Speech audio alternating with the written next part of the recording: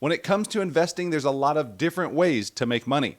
But one thing we should all have in common is we should all have a strategy. And I talk through this in my 6-week Investing Accelerator course, where I work one-on-one with my clients to help them develop a strategy, and then we put that strategy into action. For some, that could include growth stocks. For others, dividend growth stocks or high yield. And some just might want plain ETFs and index funds, and that's completely fine.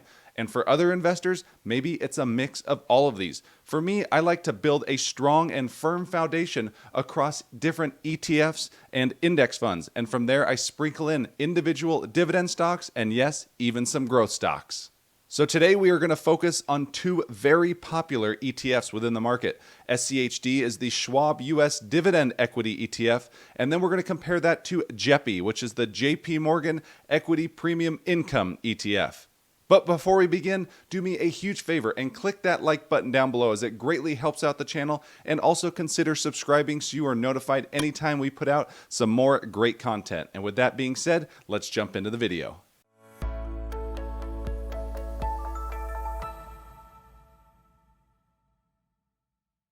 Hey dividend investors, and welcome back to another video. If this is your first time joining, my name is Mark Rushin. I'm a CPA and not a financial advisor, so please do not take this as financial advice. And we would like to thank today's video sponsor, which is The Motley Fool. The Motley Fool has a ton of great resources and products available for investors of all different levels. And right now, if you go to fool.com/Mark, you could sign up to receive their 10 best stocks to buy right now. Check out the link down in the description below. All right, let's get back to our video where we're going to compare the likes of SCHD and JEPI to determine which of these ETFs is the better fit for your portfolio. And again, you have a different strategy than another person that's viewing this. What is a fit for you may not be a fit for me. So with that being said, let's take a look and begin with JEPI, which is the JP Morgan Equity Premium Income ETF. As you can see here, Morningstar gives the ETF 4 out of 5 stars. JEPI was founded in 2020, so it's relatively new still, but has become quite popular in a quick period of time. The fund has assets under management of nearly $28 billion. Looking at the chart here, you can see that over the past 12 months, the ETF is pretty much flat and up only 1.5% year to date so far. In addition, you can see that the ETF has an expense ratio of 0.35%, which is not all that bad considering this is an actively managed ETF. What JEPI does, or I should say what their managers do, is they buy and sell stocks on a regular basis. But one thing that they focus on is more low beta stocks. And if you're not familiar with the word low beta, that is relative to the volatility compared to, say, the S&P 500. High beta stocks are going to be much more volatile, but stocks that JEPI managers are focusing on are more low beta stocks. Let's take a look at the fund's portfolio. As you can see here, JEPI has a total of 135 total positions and a turnover rate of 195%, which tells you just how often managers are buying and selling out of their positions. Looking here at the top 10 holdings, you can see that all of the positions are rather close in terms of exposure, with the top position only accounting for 1.69% of the fund, and that stock is Adobe, which is followed by Amazon, Microsoft, MasterCard, Comcast, the Hershey Company, Accenture, Visa, Progressive Corporation, and PepsiCo rounding out the top 10. Looking at this chart, you can see the sector breakdown of the entire portfolio. Technology has the highest exposure at 17.3%, which is a great place to be here in 2023. That is followed by industrial sector, then healthcare, consumer defensive, and financials rounding out the top 5, with those top 5 industries accounting for nearly 70% of the entire fund. In addition to buying and selling stocks on a regular basis, what the fund also does, or its managers, is they sell what's called out-of-the-money S&P 500 call option. This is one way that they drum up the high distribution that they're able to pay. And speaking of that distribution, the fund pays out every month, and looking at this schedule of prior payments, you can see that the amount per share varies from month to month, as much of it is based on the performance of the fund's strategy around selling options. Over the past 12 months, JEPI has paid a dividend or a distribution of $6.04 per share, which equates to a high trailing yield of 10.91%. Very high distribution you're getting here with JEPI. But as we saw when we looked at performance, the actual share price of the ETF has not done all that much. So if income is at the top of your priority list, then JEPI might be a great investment for you to consider, but there are some downsides. As you know, the ETF does hold actual positions,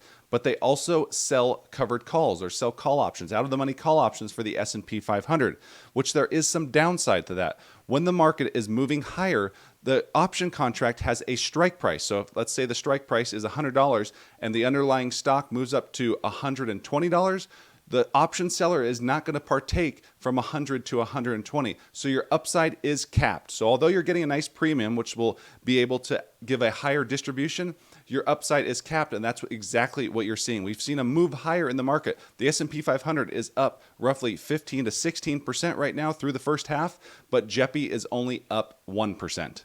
So although the option strategy can provide income, it also caps upside. Now let's compare the ETF to another ETF, which has a very different strategy, and that is SCHD, which is the Schwab US Dividend Equity ETF. SCHD is more your traditional ETF, where it buys and holds underlying stocks that pay dividends, and then it passes those on to the fund's shareholders. No derivatives when it comes to SCHD. Looking here, you can see the fund's objective is to track closely the return of the Dow Jones US Dividend 100 Index.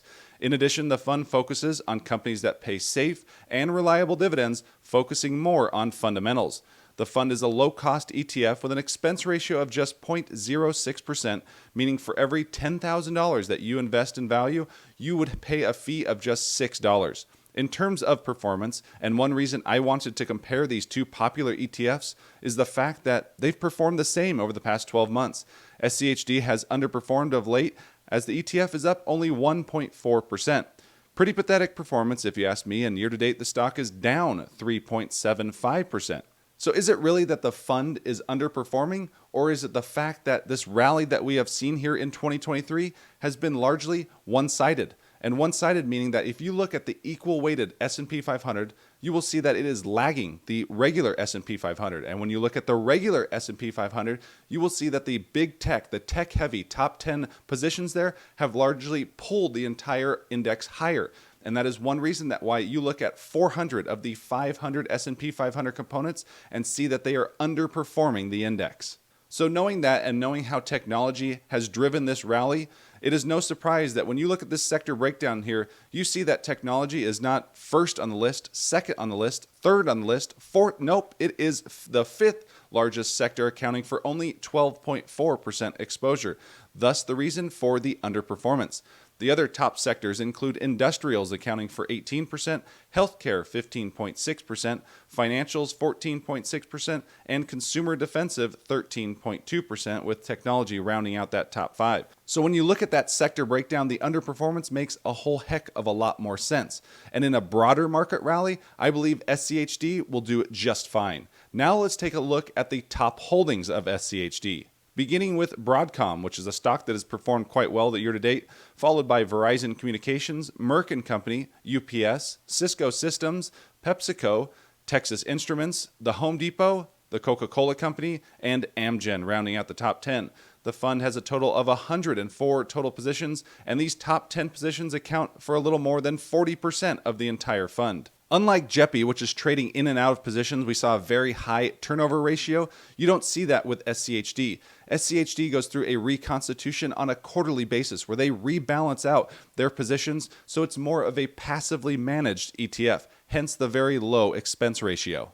Now let's take a look at the dividend. Unlike JEPI, which has a high yield distribution primarily from options, SCHD is more of your typical ETF yield for a dividend-focused ETF. They currently yield a dividend of 3.6%, which is pretty solid, but in addition to that, they have nearly 14% dividend growth on an annual basis over the past 5 years. SCHD shareholders have also enjoyed growing dividends for 10 consecutive years and counting. So although you get lower yield, you get some solid dividend growth, which is my preference. So that brings us back to my original question with the video.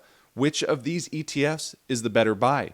Is it SCHD or is it JEPI? If it's more income based, then it's probably going to be JEPI. But if you're looking more for growth and more dividend growth, then it's probably going to be SCHD. And it's all going to depend on your strategy. Remember, everyone's strategy is going to be different. But for me personally, I prefer SCHD. You get a well-rounded portfolio. You've seen their prior performance. This year is not all that great, but that's because of their lack of technology.